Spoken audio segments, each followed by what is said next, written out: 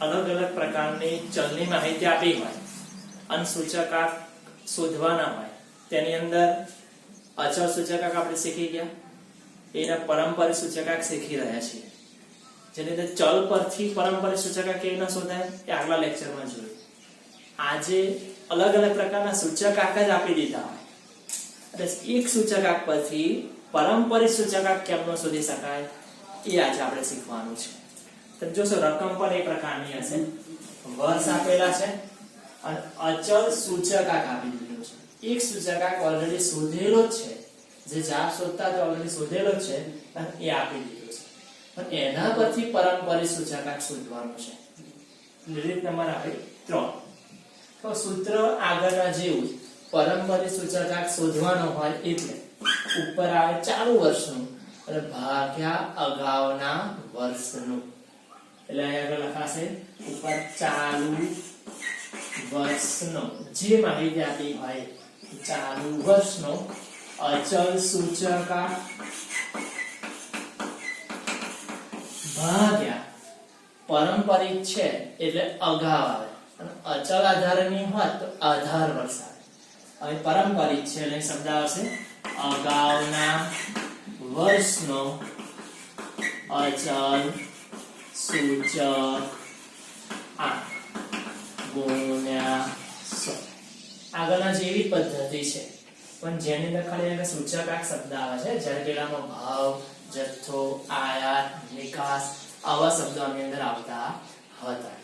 તો પારંપરિક છે એટલે હંમેશા પહેલા વર્ષનો સૂચકાંક 100 લખી કાઢવાનો. તો પારંપરિકમાં આગળ પહેલું વર્ષ 2009 છે તો 2010 એને જો તમારે પહેલા વર્ષનો સૂચકાંક 100 લખી કાઢવાનો. તો પહેલા વર્ષનો 100 આવશે. પછી સૂત્રમાં કિંમત મૂકવાની. ઉપર હેડિંગમાં આપણે આપી દઈએ પારંપરિક સૂચકાંક. પહેલા 2010 નો હવે શોધીએ તો ચાલુ વર્ષનો આવશે 132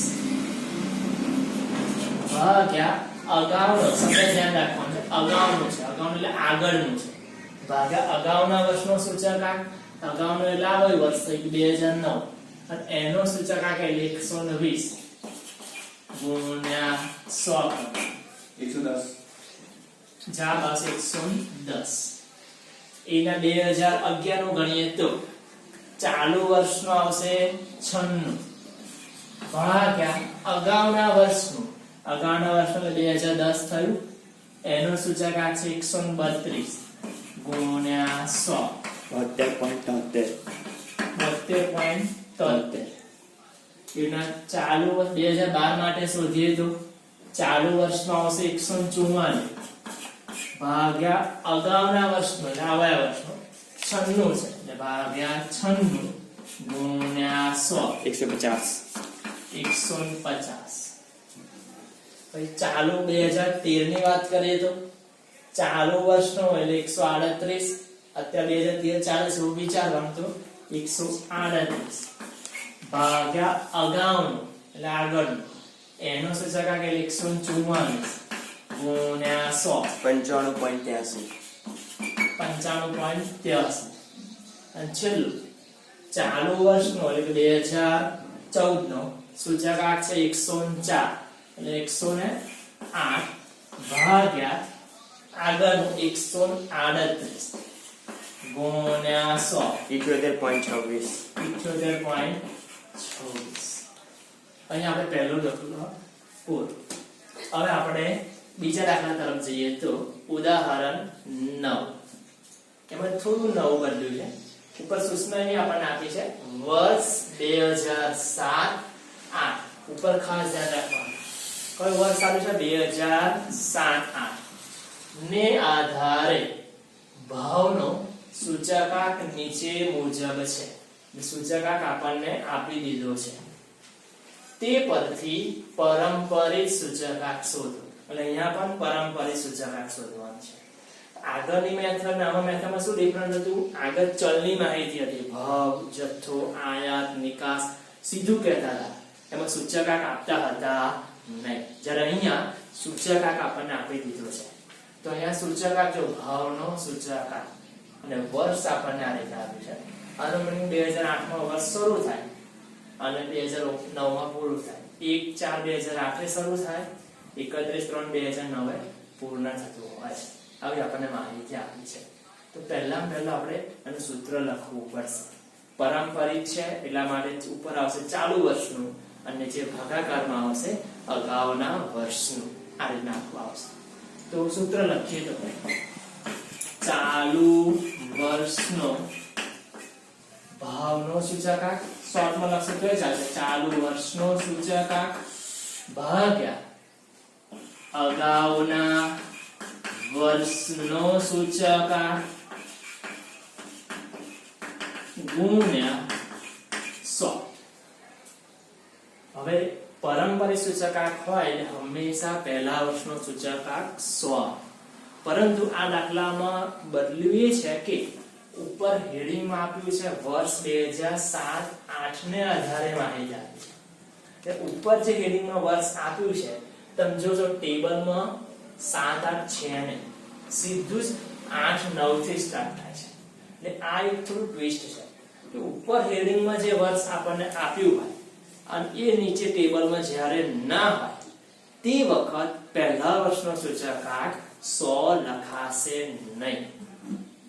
તો શું કરવું? તો પહેલા વર્ષનો સૂચકાંક જે હોય ને એની એ જ રકમ લખી કાઢવાની. ફરી એકવાર કહી દો, ક્યારે ઉપર હેડિંગમાં વર્ષ હોય એ વર્ષ ટેબલમાં ન હોય ત્યારે. જો હોય 7-8 આપણને આપી દીધું હોય તો પહેલા વર્ષનો સૂચકાંક આપણે 100 લખ. અહીંયા નથી એટલે પહેલા વર્ષનો સૂચકાંક જે 126 આપણને આપ્યો છે એનો એ જવાબ આવશે 126. ઉપર આપણે હેડિંગમાં આપી દેવાનું પારંપરિક સૂચકાંક.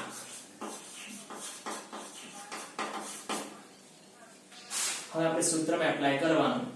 પહેલા જે વર્ષનું આપ્યું હોય એ લખવાનું ભાગ્યા અગાઉ આગલા વર્ષનું લખી કાઢવાનું.